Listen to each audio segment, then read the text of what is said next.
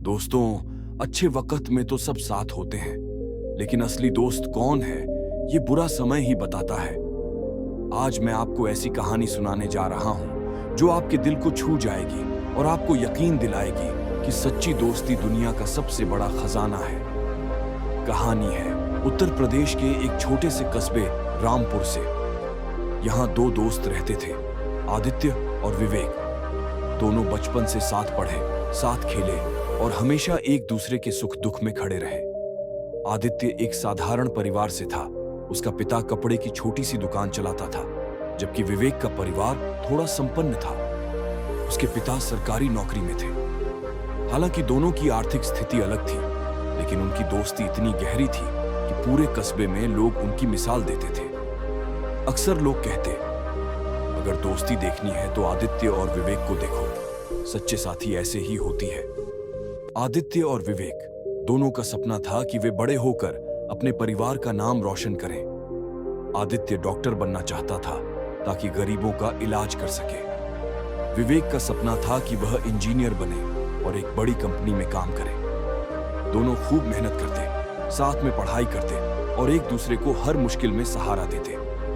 जिंदगी की राह हमेशा सीधी नहीं होती। एक दिन अचानक आदित्य के पिता की तबीयत बिगड़ गई। डॉक्टरों ने बताया कि हृदय की गंभीर बीमारी है और तुरंत ऑपरेशन करना होगा। ऑपरेशन के लिए बहुत पैसे चाहिए थे। आदित्य का परिवार पहले से ही कर्ज में डूबा था। इतनी बड़ी रकम जुटाना उनके लिए नामुमकिन था। उस रात आदित्य रो रहा था। तभी विवेक उसके पास आया और बोला, विवेक भाई, क्यों रो रहा है? मैं हूं ना तेरे साथ, चिंता मत कर, तेरे पिताजी का ऑपरेशन जरूर होगा। आदित्य, लेकिन विवेक, इतनी बड़ी रकम कहां से आएगी? हमारे पास तो कुछ नहीं है। मैं हार गया। विवेक आंखों में दृढ़ता लेकर, सुन, तू हार नहीं सकता। हम दोनों मिलकर ये लड़ाई जीतेंगे। ये वक्त ही तो असली पहचान करवाता है कि सच्चा दोस्त कौन है। विवेक ने बिना देर किए अपने घर जाकर अपने पिता से बात की, लेकिन उसके पिता ने साफ कह दिया, बेटा, हम दूसरों की मुसीबत के लिए अपनी कमाई खतरे में नहीं डाल सकते। विवेक निराश हुआ, लेकिन उसने हार नहीं मानी। उसने अपनी स्कूटी बेच दी जो उसे बहुत प्यारी थी। अपने सारे गहने और बचत जो उसने छोटी मोटी ट्यूशन पढ़ाकर जमा की थी, सब इकट्ठा करके आदित्य को दे दिया। विवेक भाई, ये पैसे ले और अंकल का इलाज करवा। स्कूटी बाद में ले लूंगा, लेकिन तेरा परिवार मेरे लिए सबसे ज्यादा जरूरी है। आदित्य फूट फूट कर रो पड़ा। उसने विवेक को गले से लगा लिया और कहा, विवेक, तूने आज ये साबित कर दिया कि सच्ची दोस्ती कैसी होती है। मैं जिंदगी भर तेरा एहसान कभी नहीं भूलूंगा। विवेक की मदद से आदित्य के पिता का ऑपरेशन सफल हुआ। धीरे धीरे वे स्वस्थ हो गए। आदित्य ने और भी मेहनत से पढ़ाई की और मेडिकल कॉलेज में प्रवेश पा लिया। दूसरी ओर विवेक ने भी कड़ी मेहनत की और इंजीनियरिंग कॉलेज में एडमिशन लिया। दोनों अलग अलग शहरों में पढ़ाई करने लगे, लेकिन उनकी दोस्ती कभी कम नहीं हुई। फोन पर रोज बातें होती, छुट्टियों में साथ मिलते, हर मुश्किल में एक दूसरे के लिए खड़े रहते। कुछ साल बाद दोनों अपनी अपनी पढ़ाई पूरी करके नौकरी पर लग गए। आदित्य अब डॉक्टर बन गया और गरीबों का मुफ्त इलाज करता। विवेक एक बड़ी कंपनी में इंजीनियर बन गया।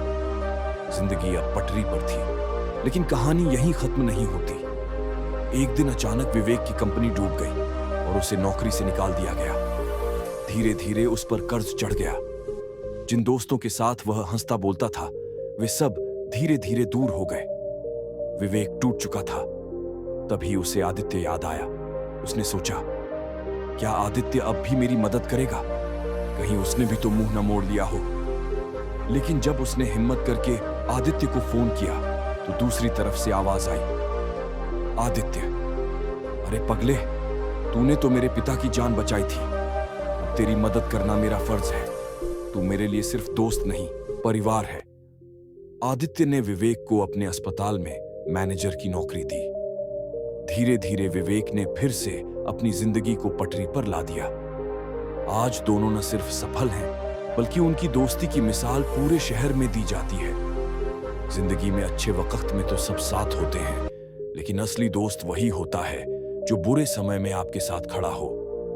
सच्ची दोस्ती का मतलब सिर्फ हंसी मजाक नहीं, बल्कि एक दूसरे की मुश्किलों में कंधा देना है। और यही तो इस कहानी का संदेश है। बुरे समय में सच्ची दोस्ती की पहचान होती है। दोस्तों, कहानी अच्छी लगी हो तो वीडियो को लाइक कर दो और ऐसी कहानी सुनने के लिए हमारे चैनल जीएसएम स्टोरी को सब्सक्राइब कर लो। धन्यवाद।